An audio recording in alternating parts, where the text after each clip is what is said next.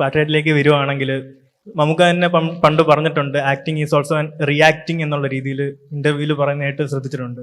അപ്പം ലാലേട്ടനായിട്ട് കോമ്പിനേഷൻ ചെയ്യുമ്പോൾ മമ്മൂക്കയുടെ ഭാഗത്തു നിന്ന് അത്തരത്തിലുള്ള ഒരു റിയാക്ഷൻ കൊടുക്കാനായിട്ട് ഇപ്പൊ ഡയറക്ടർ പറയുന്നത് അല്ലാതെ എന്തെങ്കിലും നിങ്ങൾ ഇംപ്രവൈസ് ചെയ്ത് എന്തെങ്കിലും കാര്യങ്ങൾ ചെയ്തിട്ടുണ്ടോ? അതിനെപ്പറ്റി ഒന്നും. അത് എല്ലാവരുടെ കൂടെ ഉണ്ട്. ലാലേട്ടൻ്റെ കൂടെ ഒന്നല്ല. ലാലേട്ടൻ ആരുടെ കൂടെ അഭിനയിച്ചാലും അതുണ്ടാവും, ഞാനും ആരുടെ കൂടെ അഭിനയിച്ചാലും ഉണ്ടാവും. അങ്ങനെ റിയാക്ട് ചെയ്യണ്ടേ? പിന്നെ അഭിനയത്തിൻ്റെ എല്ലാ കാര്യവും സംവിധായകൻ പറഞ്ഞു തരണം എന്നില്ല. നമ്മളെ അദ്ദേഹം ബോധ്യപ്പെടുത്തിയാൽ നമ്മളെന്തെങ്കിലും കാര്യങ്ങൾ ചെയ്തിട്ടുണ്ടെങ്കിൽ അതിൻ്റെ തെറ്റ് തിരുത്തുക മാത്രമേ ഒരുവിധം പരിചയസമ്പന്നരായ സംവിധായകർ ചെയ്യാറുള്ളൂ. അല്ലാതെ എല്ലാവരും അപ്പുറത്തും ഇപ്പുറത്തും മാറിയെന്ന് മോണായിട്ട് കാണിക്കുമെന്നൊരു ഡയറക്ടർ.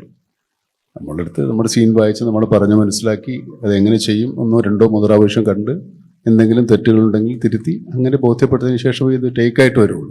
ടേക്ക് എടുത്താലും അത് അദ്ദേഹം ഉദ്ദേശിക്കുന്ന തരത്തിൽ പൂർണ്ണമായ ഒരു പ്രകടനം ഉണ്ടായതിനു ശേഷമേ അത് ഓക്കെ ആവുള്ളൂ.